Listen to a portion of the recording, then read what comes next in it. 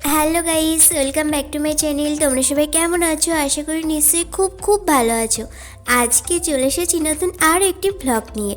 পৌষ পার্বণ উপলক্ষে বাড়িতে আজ নতুন নতুন ধরনের অনেক পিঠে বানানো হয়েছে। যেহেতু বাড়িতে অনেক পিঠা বানানো হচ্ছিল, তাই জন্য আমিও ভাবলাম আমিও একটা কিছু বানিয়ে তোমাদের সামনে শেয়ার করি।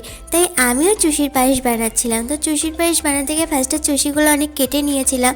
তারপর কেটে নিয়ে দুধটা যেই ফুটে গেল তার মধ্যে সেই চুষিগুলো দিয়ে দিলাম। তারপরে যে চুষিগুলো সিদ্ধ হয়ে গেল তার মধ্যে গুড়টা দিয়ে দিলাম। তো গুড়টা গলতে অনেক দেরি হচ্ছিল। তারপরে গুড়টা যখন পুরো গলে গেল, তারপরে চুষির পায়েসটা পুরো কমপ্লিট হয়ে গেল। তো নামিয়ে আমিও খেতে শুরু করে দিলাম।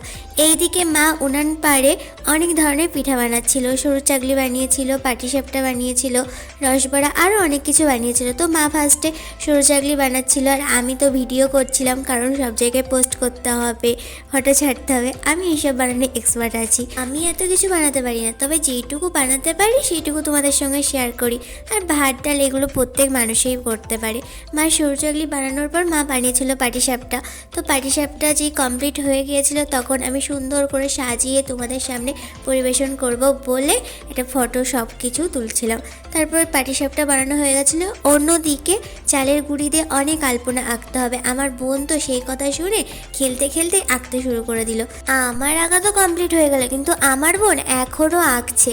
ও মা, একে দেখো চারিদিকটা কি অবস্থা করে দিয়েছে। যাই হোক, আঁকা সবে কমপ্লিট হলো। তাহলে আঁকা কমপ্লিট হয়ে গেছে। এবার মা রসবড়া করছিল, সন্ধ্যাও হয়ে গেছিলো।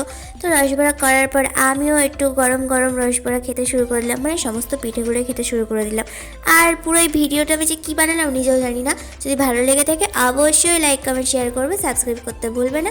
টাটা বাই বাই, সবাই ভালো থাকবে, সুস্থ থাকবে।